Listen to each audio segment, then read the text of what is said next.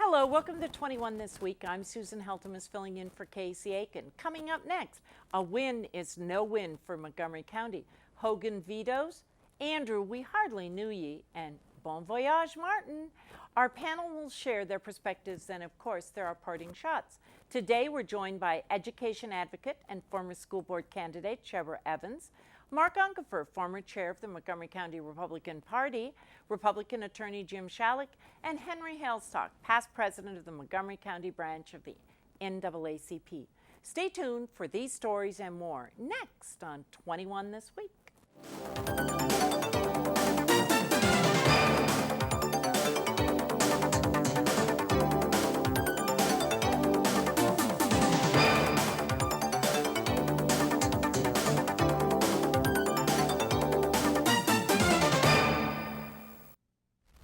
Brian and Karen Wynne of Howard County challenged their tax bills since they were unable to deduct money they had paid to income taxes in other states due to ownership in a healthcare company that operates nationally.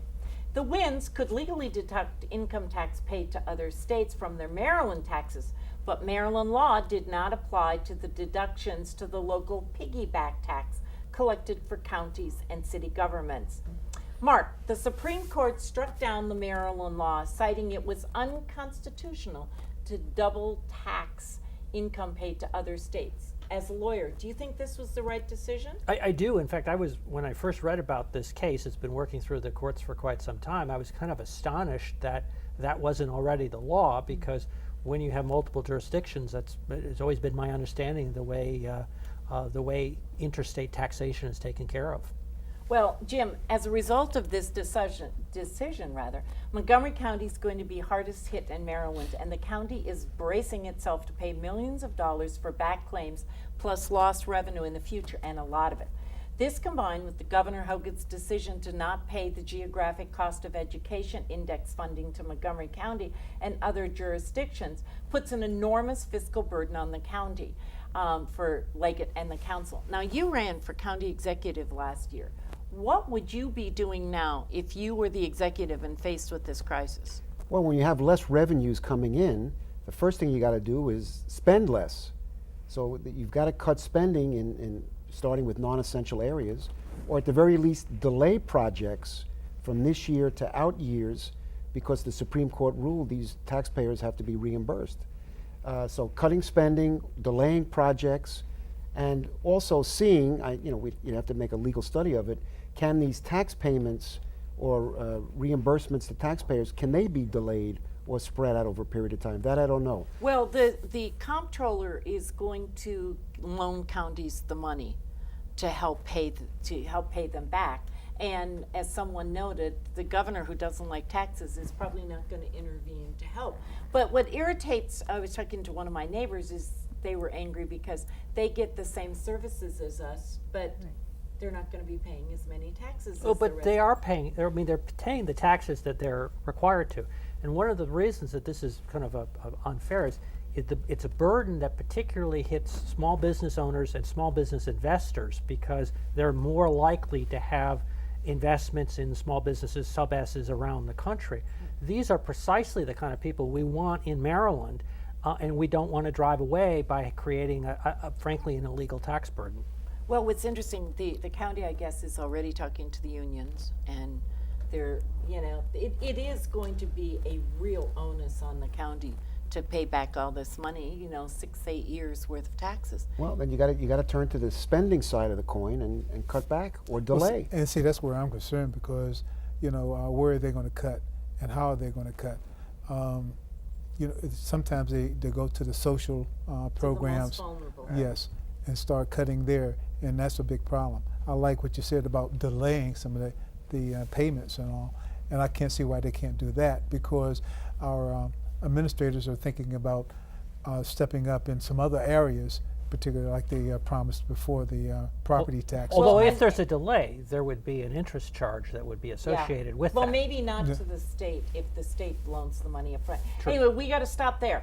At the end of every legislative session, the governor gets to flex his muscle and I'm hoping that someday soon we can say her muscles, as they sign or veto legislation. Last Friday, Governor Hogan did just that, vetoing a variety of bills. He vetoed giving ex-felons the right to vote upon release from prison, decriminalizing the possession of marijuana paraphernalia, closing a loophole regarding the tax paid by online travel companies on rooms they book, and several others. Henry, did Governor Hogan do the right thing in these vetoes? No. Can you elaborate, please?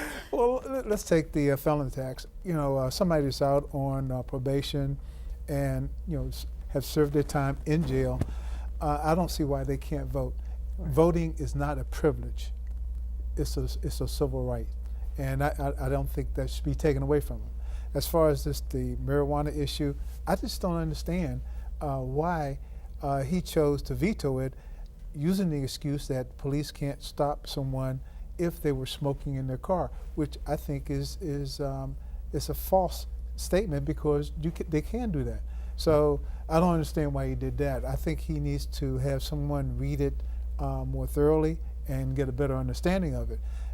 As far as the other things, I think he just had a concern that wasn't really there. And he just said he had to veto something. I just don't understand it. Well, really don't. And always the legislature can go back and you know, overvote the governor's veto come. So I know that Jamie Raskin is working especially on the drug paraphernalia issue. But Shebra, the governor also allowed several other bills to become law without his signature. These included a ban on fracking, requiring insurance companies to cover fertility treatments for lesbian couples, and allowing transgender people to change their name and gender on their birth certificates. Did the governor hope to avoid the wrath of the right so if he signed these laws, so he just let them become law before he ran out of town and took his business trip to Asia? Who knows? You know, with our governor, I cannot even begin to explain what his intent is, but what I can speak to is the fact that he's withholding funds for our schools. We are really facing some tough times in Montgomery County. We are a very diverse county. We have children that have needs that need to be addressed, and funding will help us do that. We have to ensure that they are prepared for the workforce, for their future, whatever their dreams are. So I'm concerned about him withholding funds for school funding. Well, I really have a problem, not so much with the fracking, because I think that that was good to pass, but Right. have someone that's going to change their name and not keep it as an amendment. I have a concern with, particularly if they create a crime created a crime under their own name and they changed it legally, how they can't you can't really follow it if it's not really there. But there is a problem. If James becomes Jane, Yes. it doesn't make sense. Why? Well, it just seems to me if you change who you are. Ask the lawyers. Susan, I lawyers. think On it'd be a 2 problem. points that are raised just now, in terms of the felons voting, the governor's explained it that when they get out of jail, but if they're still on parole or probation, they haven't completed their sentence. So that was his rationale, that they're still serving a penal sentence. But what about But they let them out. They're out in the community. Correct. They're trying to get a job, which is a problem in the first place. Okay, it's not a privilege for voting; it's a right. Right. So But why take them out of a right that they have in the community to work on building the community? They've served their time in jail. They're on probation. So why can't they, vote? Because their sentence is more than just the time spent in prison. It includes the process of probation. And what does that do to prevent them from voting, which is a civil right? When they're let out, they all have all the civil rights and privileges of a citizen, with the coming short of, Well, by that standard, we reincarceration. should let the people inmates in prison vote. Oh, No, that's the a big same. difference. That's But a whole the that's same- a whole it's- different it's the discussion. same- It's not But the same. they It's are not the same. incarcerated. They're in the Right. community. They're trying to work. They're trying to pay back. They could be taxpayers if they get a job. So why is voting a problem for them It's if one they're of out in the community? It's one of the points that was brought up during the tumult in Baltimore, and it said it's one of the simple things that they could do to get back Right. into the community and Right. make them feel they're a part of it. But we're going to be talking about that more, and we'll see it when the legislature comes back. And stay tuned. We're going to be right back after a short break.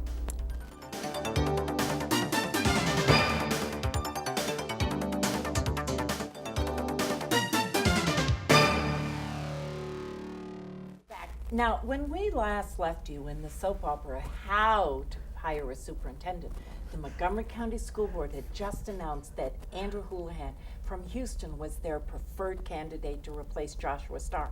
You may remember that he had resigned in February due to, well, we were never told why. In fact, school board members were going to go to Houston on Tuesday to check out Houlihan, but then on Sunday he dropped out of the whole thing, citing family, and this might not have been a good match. Then the school board, who had appointed Larry Bowers to be the acting superintendent, decided to appoint the interim superintendent for a year, which will cause him to delay his retirement plan for June 30th. I might add that some school insiders say that Bowers has always wanted to be the superintendent absolutely forever. Okay, now Shebra. You ran for the school board. Is this upheaval good for the Montgomery County and the school system? It is not. That's my opinion. It's not good for our school system nor for Montgomery County. But the good news is that now that Andrew has withdrawn his name, it gives us more time to spend looking for a qualified candidate that has experience to come in here to balance our budget, to manage our growth. So I look at this as being a good thing, because now we have the time to spend to look for a superintendent that we really need for our school system. Now, Henry, you followed the school issues for a long, long time, and there are now public rumblings about the effectiveness of our current school board. I might add that they control over half of the county's budget. Most voters, I believe, I don't think anybody would disagree, ignored the school board races, since only 25% of people have kids in school. And when Starr left, it was noted by some that he did not follow the vision he was given by the school board. Now, is the real issue here that the school board does not have a vision itself, and that as a result, maybe the school board should be replaced? I can say that right now, I don't think the vision that's with here that the community wants the school board to have is really been put into effect. Now, I have to give kudos to some of the things that Starr did, which were advance some of the programs that we needed. We still are a long way off on the achievement gap and some of the other issues as far as evaluations and what have you. But I think right now the school board made a decision with Starr too late in the season to really do any type of recruiting that would have been effective. Now they have the time. They look like they don't know what they're doing, and I think they really need that time to really reassess who they want and where they can go to find it. And I think they need to light a fire under the recruiters to go out and do a better search, a broader search for someone that has experience, someone who has a good track record, and someone that has vision to come into this county and keep us #1. Let's bring Jerry Wiest back. No. Let's bring him back. Did I say it too quickly? No, but in terms of style, I think this county is looking for style is very important, and he was aggressive.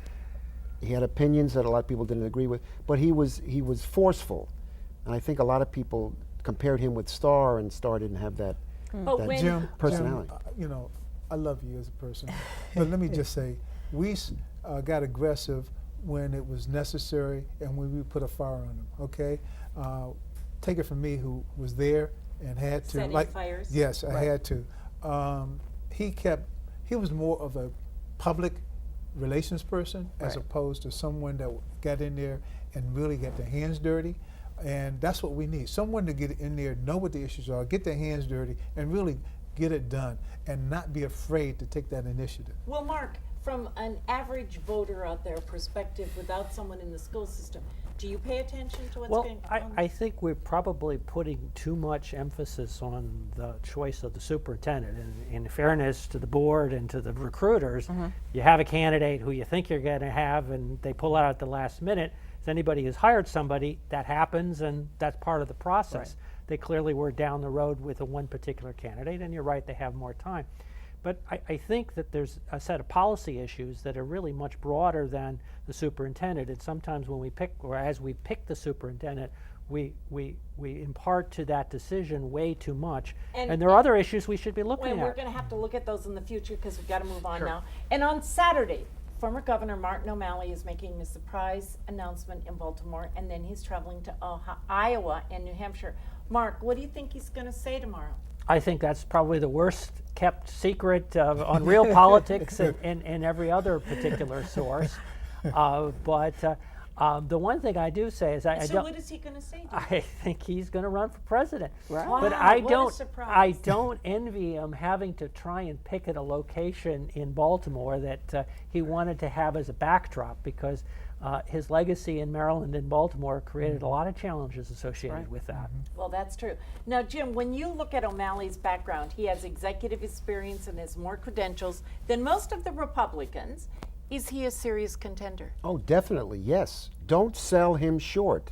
I mean, Hillary's the clear front runner, but they're chipping away at her. And if she implodes or explodes, he's the most attractive alternative to the Democratic Party. He's attractive, articulate. He's got a liberal agenda to appeal to primary voters in the Democratic Party. He's going to raise a lot of money. He's got the pizzazz, the band, the whole package. Yeah, if she implodes, he's the guy standing. And when it's all over, if she doesn't, he's only 52. I have to agree with Jim. I hate that. But it's because he has the engine behind him. He has that organization. He started it early. He's smart. He's not a dummy. But some of the things that he has done in Maryland really are going to come out when he's running.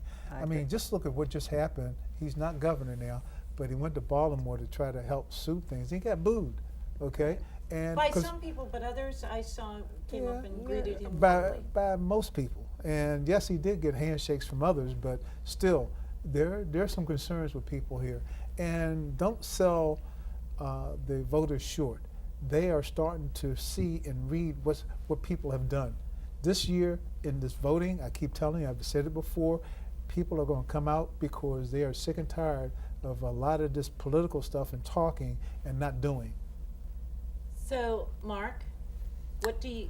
I think one of the issues is the harbor and his stewardship, as when he signed an EPA decree back over a decade ago and hasn't made progress.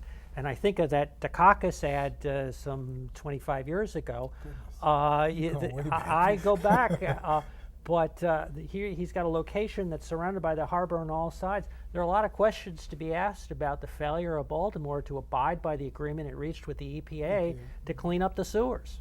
Yeah, but in terms of major issues for primary voters in the Democratic Party, during his term, death penalty was eliminated, gay marriage was approved, gambling was approved. Dream Act.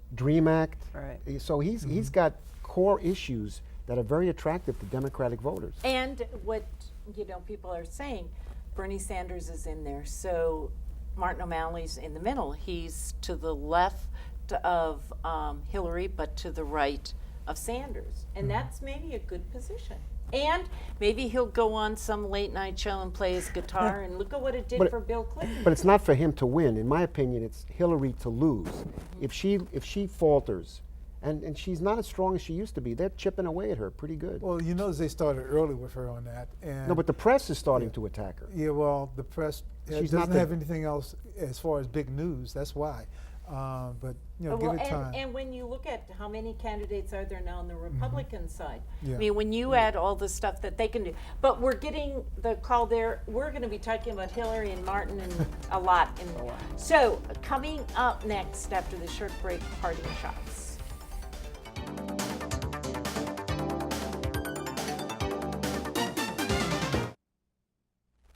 And now with parting shots, Mark, you're up first. Susan, this is Jim Shalleck's last show for the indefinite future, because he is about to take an appointment, hopefully as president, or the expectation as president of the Montgomery County Board of Elections. He's been nominated to the board by Governor Hogan. I've worked with Jim for many years. He was my immediate predecessor as chairman of the party. We worked together on presidential campaigns. Jim, we'll miss you on the show. We'll miss you on Friday nights. Thank you.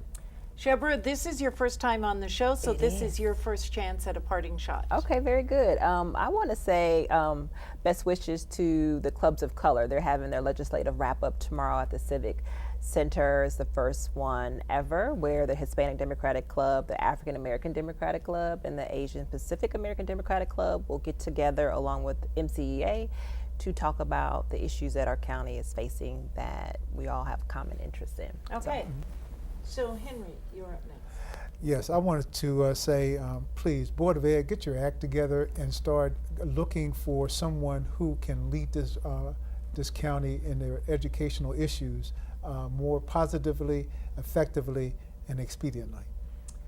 Well, that was terse. Okay, Jim, your last parting shot. Well, thank you, Mark. I appreciate it. Yeah, I've been a panelist for 21 years, and it's been a great experience. The staff here is great.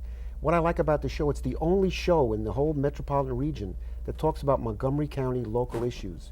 So I hope it continues. I've had a ball, and but I'll be back to visit. Okay. Well, as Mark said so eloquently, for decades, Jim Shalleck has been a part of 21 This Week, and today is his last show. As Mark said, he's been appointed to the Montgomery County Board of Elections by Governor Hogan. So let's go down memory lane and watch some of Jim's finest moments on this show.